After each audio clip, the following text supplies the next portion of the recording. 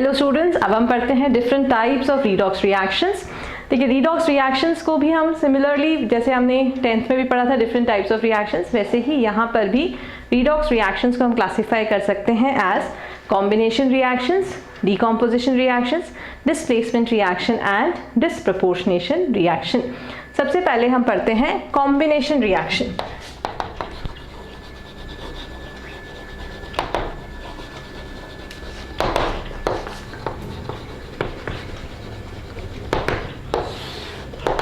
Combination reaction होती है whenever you have two reactants which combine together to form a single product, we say it is a combination reaction.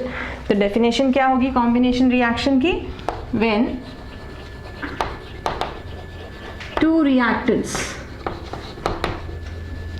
ध्यान यहाँ पे क्या रखना है, one of them should be in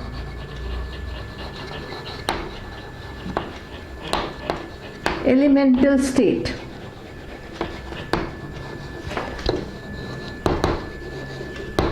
ठीक है, आपको बात ध्यान रखनी है कि दो में से एक रिएक्टेंट जो होगा वो उसकी एलिमेंटल स्टेट में जब होगा, तो when two reactants combine together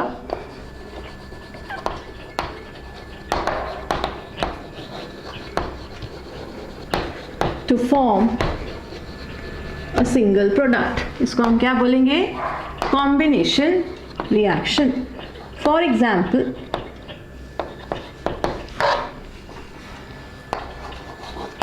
carbon plus oxygen gives carbon dioxide. Now here carbon is in zero oxidation state, oxygen is also in zero oxidation state, but here carbon is in +4 and oxygen is in -2. So carbon का oxidation हुआ, oxygen का reduction हुआ, so we say it is a redox reaction. Same way H2 plus Cl2 gives HCl, 2HCl, 0 0 +1 -1. Again it is a redox reaction but a combination reaction. तो जब भी दो reactants को हम कंबाइन करते हैं तो ये क्या बनाता है? सिंगल प्रोडक्ट जब फॉर्म करता है जिसे हम बोलते हैं combination reaction. Now second, decomposition reaction.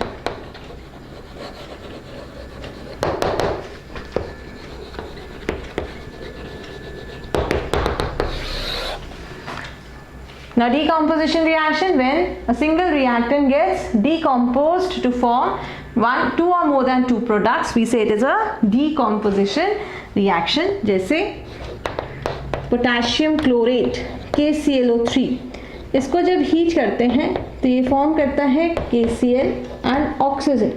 अब यहाँ पे क्या ध्यान रखना है कि जो प्रोडक्ट फॉर्म हो रहा है उनमें से कोई एक प्रोडक्ट उतनी एलिमेंटल स्टेट में होगा तो ये रीडॉक्स रिएक्शन हो जाएगी। अब यहाँ पे potassium +1, chlorine -1, oxygen -2, sorry chlorine की ऑक्सीडेशन स्टेट +5, ठीक। और यहाँ पर KCl में पोटेशियम +1, क्लोरीन -1, ऑक्सीजन 0।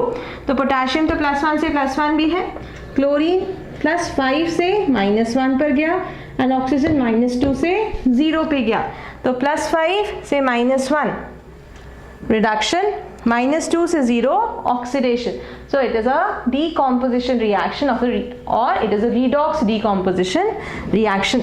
अब कभी कभी ऐसा भी एक क्वेश्चन आता है कि कैल्शियम कार्बोनेट को जब हीट करते हैं तो कैल्शियम ऑक्साइड और कार्बन डाइऑक्साइड बनता है, क्या ये रीडॉक्स है?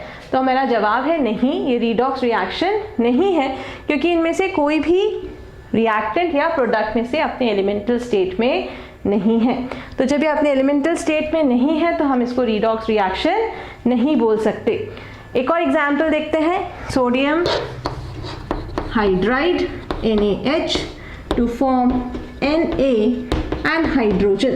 So this is not a redox. अब यहाँ देखते हैं, ये +1, ये हाइड्राइड के फॉर्म में है -1, सोडियम 0, हाइड्रोजन 0, +1 से 0 रिडक्शन, -1 से 0 oxidation. So again it is a redox reaction.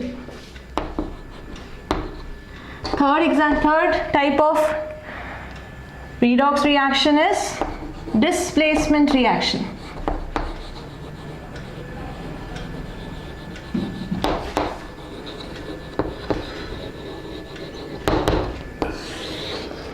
Now displacement reaction is when a reactive metal displaces the less reactive element from its aqueous solution. We say it is a displacement reaction.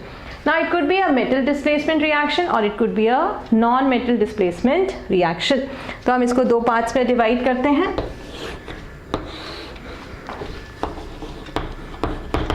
Metal displacement reaction